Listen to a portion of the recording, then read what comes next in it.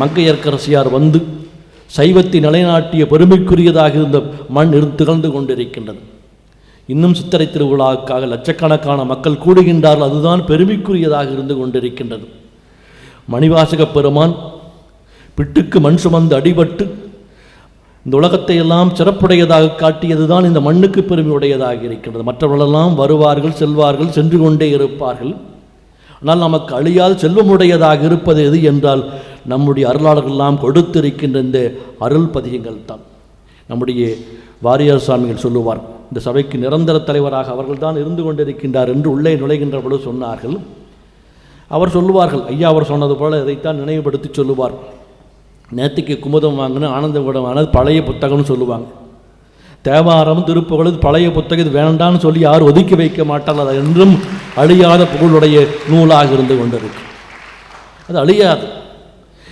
தினம்தோறும் படிக்க படிக்க இன்பத்தை கொடுக்கின்ற சிறப்புடையதாகத்தான் அந்த நூல் இருந்து கொண்டிருக்கும் என்பதை நமக்கு நம்முடைய முன்னோர்கள் சொல்லி இருக்கின்றார்.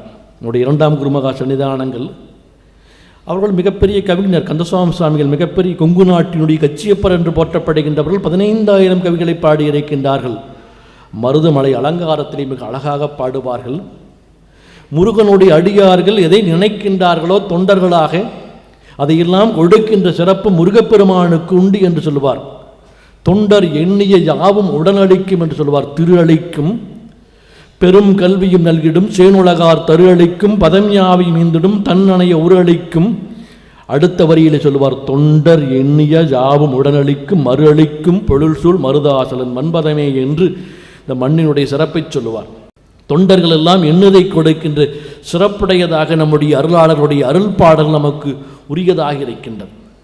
அதை நாம் பாடுவதன் மூலமாகத்தான் நமக்கு சிறப்புடையதாக இருக்கின்றது. இந்த மண்ணிலே நின்றுதான் ஞானசம்பந்த பெருமான் என்ன செய்தார்? கூன் பாண்டியனுடைய வெப்பு நோயை நீக்கினார். மந்திரமாவது நீர், வானவர் மேலது நீர், சுந்தரமாவது நீர், துதிக்கப்படுவது நீர் என்று பாடி அவருடைய வெப்பு நோயை நீக்கிய பெருமையுடையதாக இருக்கின்றது. அந்த சிறப்பு எந்த சிறப்பும் மற்றதற்கெல்லாம் இல்லை. ஆனால் அதையெல்லாம் உணர்ந்து நாம் ஓதற்கரியவராக இல்லாத நிலையிலே இருந்து கொண்டிருக்கின்றோம். அதைத்தான் நம்முடைய நக்கீரர் பெருமானும் வந்தவனையும் வருகின்ற வல்வனையும் கந்தன் எனச் சொல்ல கலங்கிடுமே என்று சொல்லி அதனுடைய பெருமையை சொல்லி இருக்கின்றார். ஆகவே அப்படிப்பட்ட சிறப்புடையதாக நமக்கு பெருமைக்குரியதாக இருக்கின்ற அதை சொல்லி